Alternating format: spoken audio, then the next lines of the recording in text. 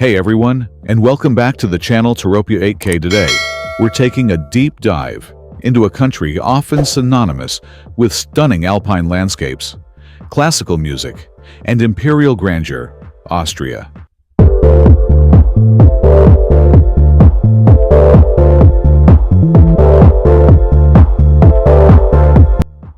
But there's so much more to this fascinating nation than meets the eye.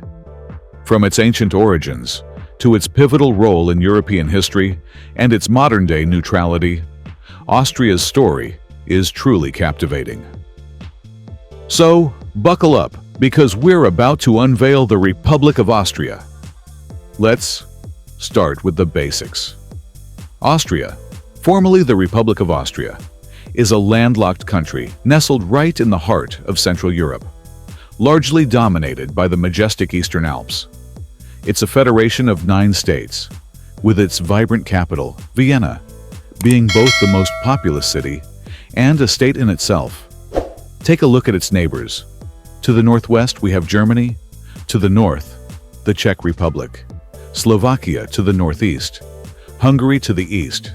Slovenia and Italy to the south. And Switzerland and Liechtenstein to the west. It's truly at a crossroads of Europe, covering an area of roughly 83,879 square kilometers, or about 32,386 square miles. Austria is home to around 9 million people. Now, let's rewind. The land that is today Austria has been inhabited for a very, very long time, at least since the Paleolithic period. Fast forward to around 400 BC, and we see the Celts establishing their presence here. Their time, however, was relatively short-lived in the grand scheme, as the Romans came knocking in the late 1st century BC and promptly annexed the region. Under Roman rule, Christianity began to spread, taking root in the 4th and 5th centuries. But the Roman Empire eventually weakened, leading to the tumultuous migration period which saw numerous Germanic tribes moving into and through the region. This reshuffling of populations laid the groundwork for what would come next. Imagine Europe thousands of years ago. The area we now call Austria wasn't just empty land. Long before the Romans marched in, this region was settled by various Celtic tribes. These weren't just scattered groups. They were part of a sophisticated and widespread culture.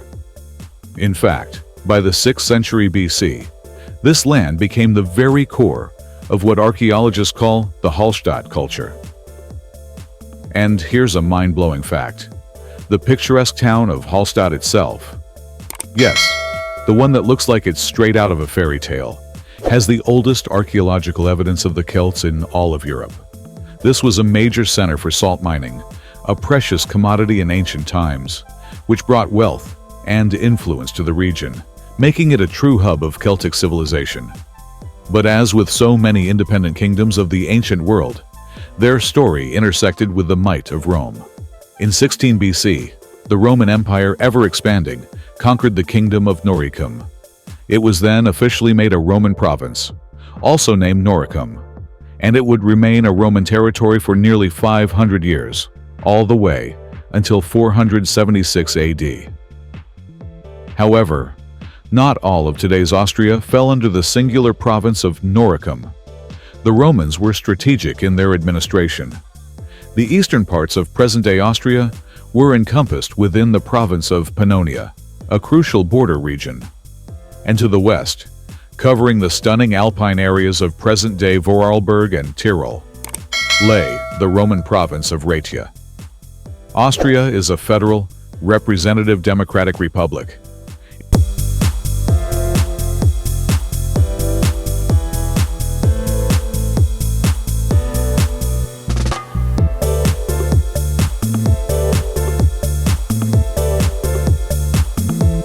Its political system, centered in Vienna, is rooted in the 1920 Constitution, reenacted in 1945. The president is head of state, directly elected by popular vote. The chancellor, chosen by the president, leads the government, which can be removed by a no-confidence vote. Parliament has 2 chambers, the National Rat, dominant with 183 seats elected every 5 years by citizens 16 plus, and the Bundesrat with a limited veto. The Constitutional Court ensures laws comply with the Constitution, and European courts also hold sway. It's a robust system balancing power and representation. Austria's landscape is incredibly diverse, split into 5 main regions. The Eastern Alps dominate, covering a massive 62% of the country. Foothills at the Alps base and near the Carpathians add another 12%, with eastern lowlands contributing similarly. The Austrian granite plateau in the north makes up 10%, and the Vienna basin completes it with 4%. Forests are vital, covering nearly half of Austria, about 47%. These are predominantly naturally regenerating, with a small percentage being precious primary forests. Austria is home to 4 distinct ecoregions, from mixed forest to alpine conifers. This rich natural heritage is largely privately owned, ensuring its careful management.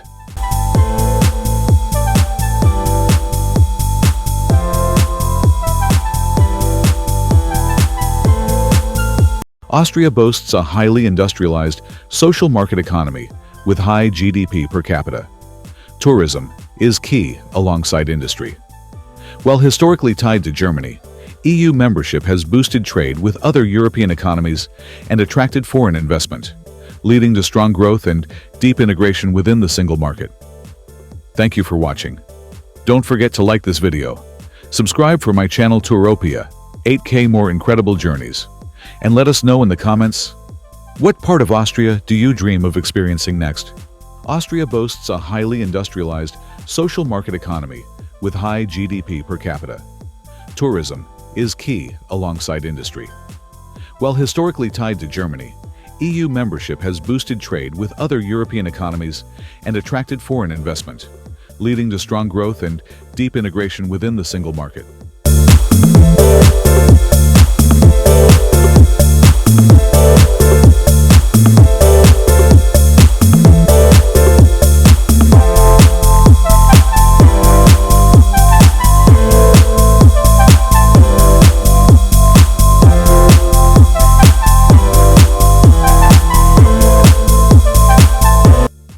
Thank you for watching.